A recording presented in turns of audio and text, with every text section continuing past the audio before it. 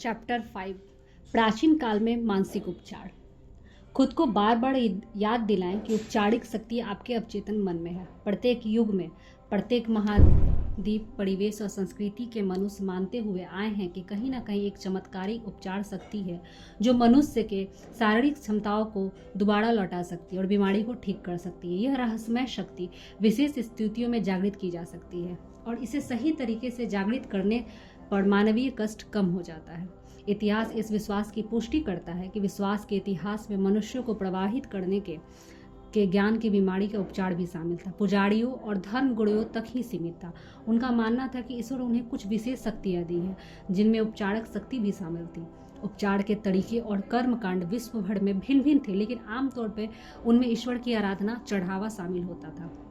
इसके अलावा विभिन्न धार्मिक अनुष्ठान भी किए जाते थे, जैसे हाथ पर हाथ रखना, मंत्रों का प्रयोग, ताबीजों, जंतर, उंगलियां, स्मृति चिन्ह, तस्वीरों का प्रयोग भी शामिल था।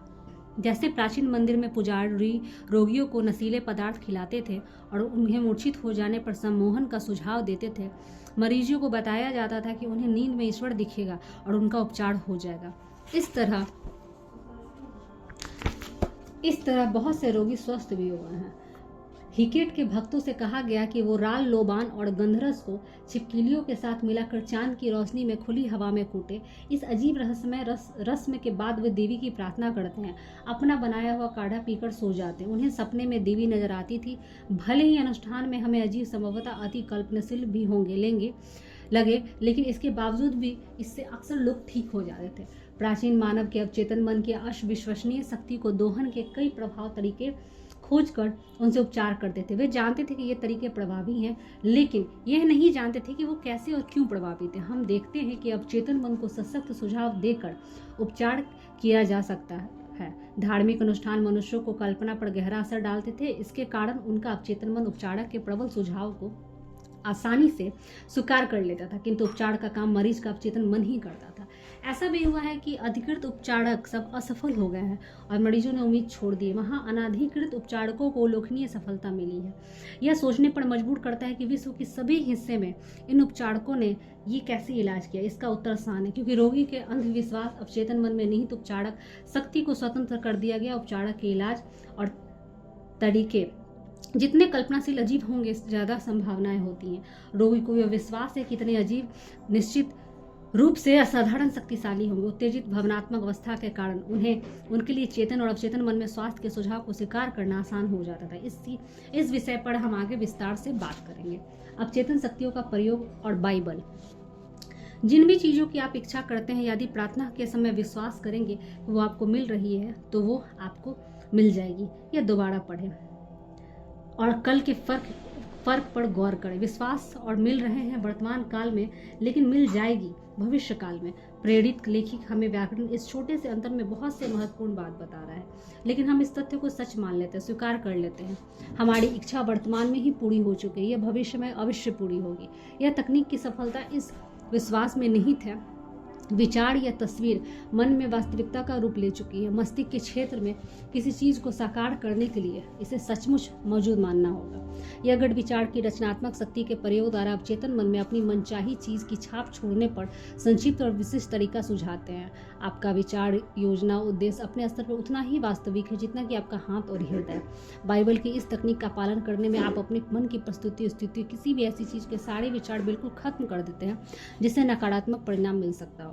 आप अपने मन में एक चीज बो रहे हैं जिसे, लेकिन आप ज्यों का त्यों छोड़ दें, यह हमेशा बाहरी फल से अंकुरित होगा। ईसा मसीह जिस महत्वपूर्ण नींव पर जोर देते थे वह था विश्वास। आप बाइबल में यह बात बार बार पढ़ते हैं कि आपके विश्वास के अनुसार आपको दिया जाएगा। यदि जमीन पर निश्चित प्रकार के बीज बोते हैं तो आप विश्वास रखें कि आपको उस चीज का फल मिलेगा जिसका बीज आपने बोया है। यह बीजों का तरीका है। विकास तथा कृषि नियमों के आधार पर आप जानते हैं कि आपको बीज का वही फल मिलेगा। बाइबल में विश्वास अर्थात सोचने का एक तरीका है, मानसिक नजरिया है, आंतरिक निश्चय है। जिस विचार को आप अवचेतन मन में पूरी तरह स्वीकार कर लेते हैं, वो आपके अवचेतन मन से साकार प्रकट होगा।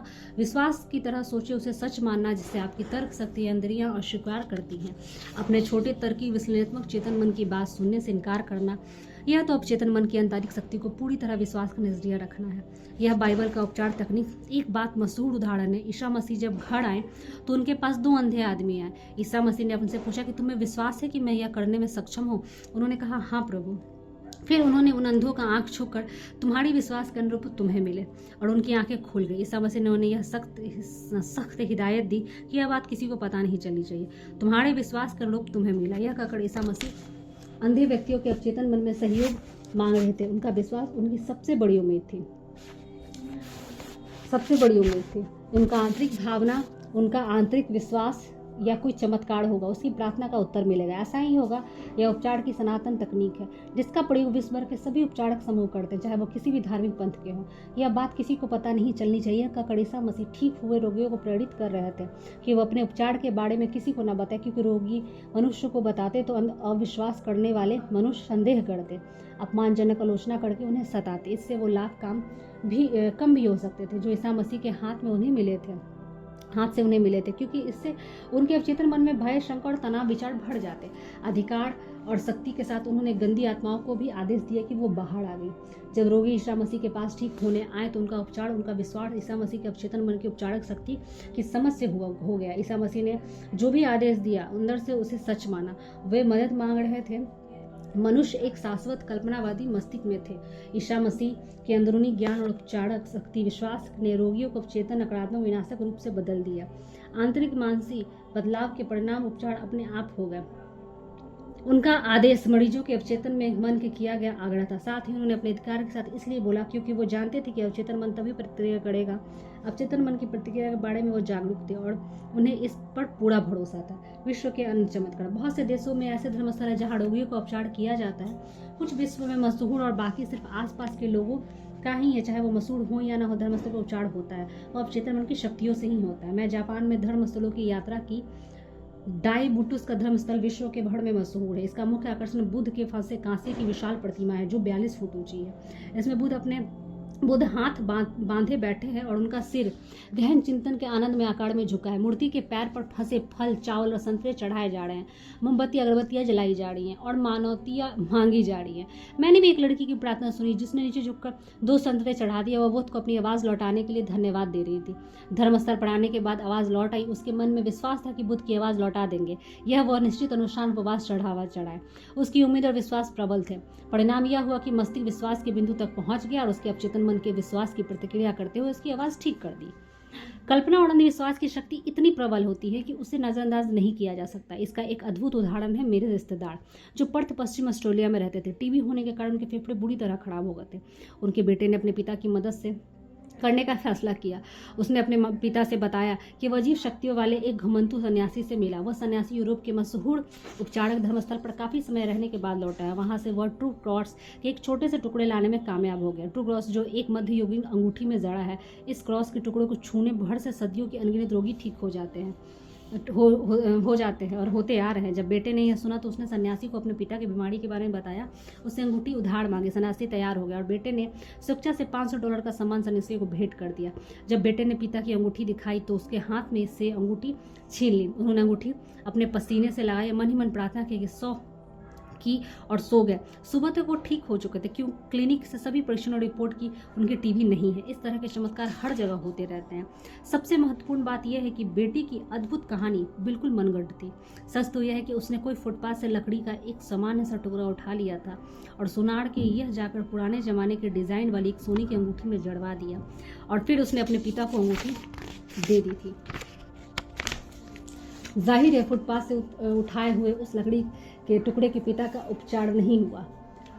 उपचार तो पिता की कल्पना शक्ति के कारण हुआ, प्रबलता से बढ़ गई। इसके साथ पूर्ण उपचार विश्वास भरी उम्मीद से हुई। कल्पना शक्ति विश्वास व्यक्ति परक भावना के साथ मिले और इन दोनों का मेल उसके अवचेतन मन शक्ति को उपचार कर दिया। पिता को कभी नहीं पता चला कि वह ऐसी चाल चली गई, लेकिन उन्हें यह बात पता चल जाती तो हो सकता था कि उन्हें वो बीमारी दोबारा हो जाती। बहरहाल उनकी टीबी कभी नहीं लौटी। वो टीबी से हमेशा के लिए स्वतंत्र हो गए। 15 साल बाद 79 साल की उम्र में अन्य कारणों से मरे। शाश्वत उपचारक सिद्धांत। उपचार की सभी पद्धतियां बहुत आश्चर्यजनक उपचार कर सकती है। किसी आंतरिक घटक प्रक्रिया के कारण होगा जो सब में समान और सचमुच होता है। उपचार घटक का अवचेतन मन और उपचार की प्रक्रिया विश्वास है। सोचिए, आपका अवचेतन मन की सुझाव शक्ति का हमेशा पालन करता है। आपके शरीर के सभी कार्य, स्थितियां, अनुभूतियां आपके अवचेतन मन को पूरा नियंत्रित करता है। आपके मानसिक कार्य का विभाजन करके एक कार्य चेतन मन को और दूसरा कार्य अवचेतन मन को सौंपा गया है। जैसा कि आप जानते हैं कि सुझाव सम्मोहित अवस्था दिए गए सुझाव हो सकता है, या उसे सर्दी हो सकती है, उसे बुखार हो सकता है। आप मनुष्य को सुझाव दे सकते हैं, उसको लकवा मार गया, वो चल नहीं सकता, ऐसा ही होगा। सम्मोहित मनुष्य की नाक के नीचे ठंडे पानी का एक कप रखकर उसे कह सकते हैं कि इससे नासपत भरिए, इसे सूंघो। उसे बुरी तरह से बार बार छींकने लगे। आपको क्या लगता है, छींक किसी कारण आई है? पानी के कारण या सुझाव के कारण? जैसे कि आपको घास से एलर्जी है, तो आप सम्मोहित अवस्था में उसकी नाक के पास कोई कागज का फूल या खाली गिलास भी रखकर उसे कहेंगे कि यह घास है, उसे एलर्जी है, तो समान लक्षण प्रकट हो जाएंगे। इससे पता चलता है सारे लक्षण अवचेतन मन के कारण पैदा हुए। उन लक्षणों का इलाज भी अवचेतन मन में ही होता है। विभिन्न चिकित्सा पद्धतियां जैसे ऑस्टियोपैथी, कायरोप्रैक्टिस, चीक-वैंग, एक्यूपंक्चर, नेचुरोपैथी उल्लेखनीय उपचार का दवा करती है। यही दवा विश्व भर के विभिन्न धर्म ग्रंथ, अनुष्ठान, कर्मकांड करते हैं। सभी उपचार अवचेतन मन द्वारा किए जाते हैं, जो एकमात्र उपचारक है। याद रहे, अवचेतन मन आपकी उंगली के घाव को किस तरह भरता है, यह जानता है। इसे कैसे करना है, डॉक्टर घाव का पट्टी बांध कर कहता है कि प्राकृतिक इसे ठीक कर देगी, लेकिन प्राकृतिक कुछ नहीं बल्कि प्राकृतिक नियम का दूसरा नाम है, जो अवचेतन मन का नियम है। आत्मरक्षा की सहज भावना प्रकृति का पहला नियम है। आत्मरक्षा अवचेतन मन की सबसे प्रमुख काम है। आपकी सबसे प्रबल सहज भावना सबसे सशक्त आत्म सुझाव है। बहुत अलग सिद्धांत, विभिन्न उपचार समूह को उपचार को भिन्न भिन्न सिद्धांत दिए गए। दावा है कि उनका सिद्धांत ही सही है, क्योंकि उनके तरीके अच्छे परिणाम मिल, जैसा कि हम अध्याय में बढ़ चुके हैं कि यह सही नहीं हो सकता। हालांकि उपचार के बहुत से तरीके हैं। फ्रेंच एंटम मेम्पर 1734 से 1815 एक ऑस्ट्रेलियन चिकित्सा थे जो पेरिस में इलाज करते थे। वो बीमार के शरीर को चुंबक लगाकर चमत्कारिक तरीके से ठीक करते थे। उन्होंने कांच और कई धातुओं से टुकड़ों से इलाज करके दिखाया। बाद में उन्होंने इन सभी वस्तुओं का प्रयोग करना छोड़ दिया और रोगों को शरीर पर हाथ फेर कर इलाज करने लगे। उनका दावा था कि उनके उपचार असली स्रोत वाणी चुंबकीयता है, जो उपचारक के हाथ में प्रभावित होकर भी रोगी के शरीर में पहुंच जाती है। मेस्मर ने उपचार के इस तरीकों को मेस्मरिज्म नाम दिया। आज हम इसे सम्मोहन का नाम से जानते हैं। दूसरे डॉक्टरों का दावा है कि सिर्फ सुझाव देकर उन्हें अपने सभी उपचार किए थे, लेकिन डॉक्टरों को मानना पड़ा कि वो यह नहीं जानते थे कि सुझाव की शक्ति इतनी अद्भुत परिणाम कैसे मिली। ये सभी समूह है, मनोविश्लेषक, मनोविज्ञान, ऑस्टियोपैथ्स, कायरोप्रैक्टर्स।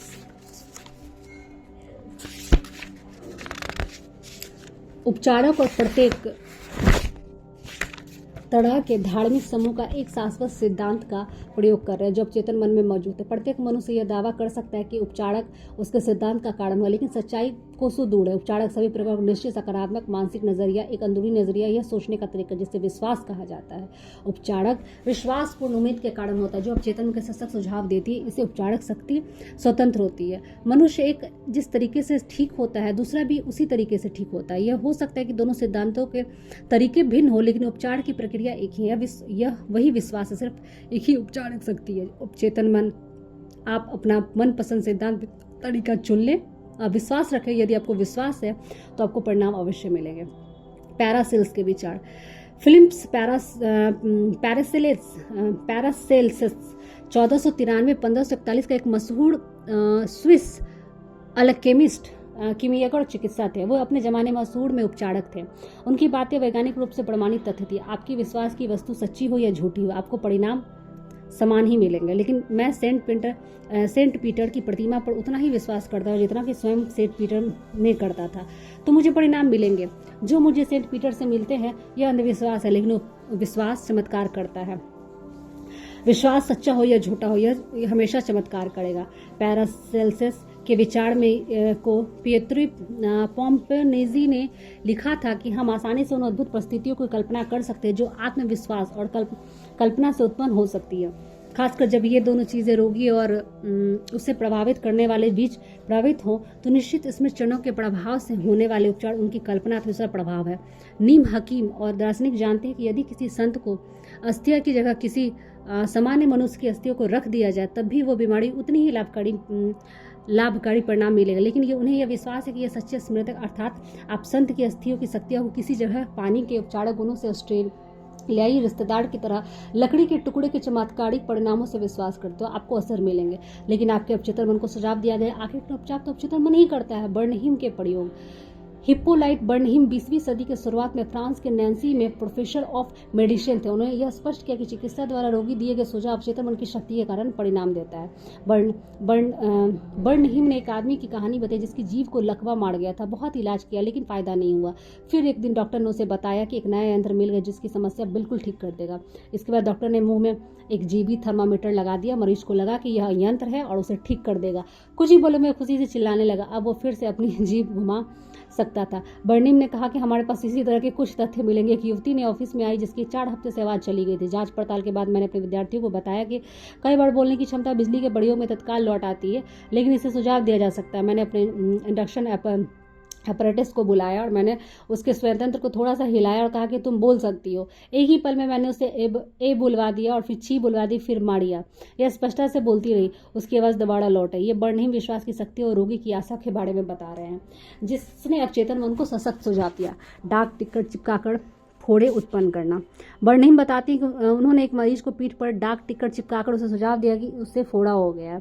इस तरह पर्दाफाश की पुष्टि विश्व के कई हिस्सों में कई डॉक्टर प्रयोग अनुभव में हुई। प्रमाणों को देखते हुए शंका को कोई गुंजाइश नहीं थी, लेकिन मौखिक सुझाव देकर रोगियों को प्रक्रिया संरचनात्मक परिवर्तन किए जा सकते हैं। खून निकलने के कारण किसी व्यक्ति को सुझाव देकर खून भी निकलवाया जा सकता है। डी.एम. ब्रू ने एक मनुष्य का सम्मोहन करके उसे सुझाव दिया कि आज दोपहर 4 बजे तुम मेरे ऑफिस में आओगे और इसी कुर्सी पर बैठोगे और सीने पे हाथ बांध लोगे। इसके बाद तुम्हारी नाक से खून बहने लगेगा। दोपहर में उस युवक ने ठीक वही किया। जैसे ही सुझाव दिया, हाथ बांधा और उसके नथुनों से खून की कुछ बूंदें टपक। ऐसा ही नहीं, उन्होंने लोगों को सम्मोहित करके उसका नाम उसकी बाह पर एक औजार की मोथड़ी नोक से लिख दी गई कि ब्रू ने कहा है कि आज दोपहर 4 बजे तुम जाओगे, मेरी खींची लाने पर तुम्हारे हाथ से खून निकलेगा और तुम्हारा नाम उभर आएगा। रोगी पर नजर रखी गई। 4 बजे वो सो गया। उसकी बाह आंख पर चमकने लगे और जगहों पर खून की बूंदें दिखने लगे।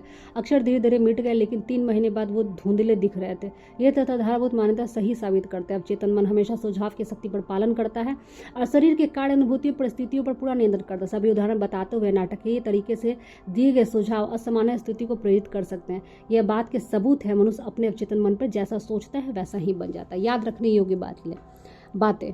जान ले कि विश्वास जमीन में बोए हुए बीज की तरह है। वो अपनी तरह फल देता है। अपने मन में जो विचार बोएं, इस उम्मीद से वह वास्तविकता में बदल जाएंगे। किसी पुस्तक, नए आविष्कार, नाटक, विचार, अपने मस्तिष्क हकीकत। इसलिए आप इस बात पर विश्वास कर सकते हैं कि इस समय आपके पास है। अपने विचार, योजना, आविष्कार, वास्तविकता पर विश्वास करें। जब आप ऐसा करेंगे तो यह प्रकट हो जाएगा। खुद को बार बार याद दिलाएं, विचार शक्ति आपके अवचेतन मन में है। किसी और के लिए प्रार्थना करते समय यह जान लें कि आपका आंतरिक ज्ञान किसी दूसरे के अवचेतन मन को नकारात्मक स्वरूप से बदल सकता है, अतः अद्भुत परिणाम दे सकता है। सारे रोग मस्तिष्क से ही पैदा होते हैं, कोई भी शरीर के पर प्रकट नहीं होती। जब तक उसके अनुरूप मानसिक संरचना ना हो, सम्मोहन के सुझाव में लगभग प्रत्येक रोग लक्षण प्राप्त किए जा सकते हैं।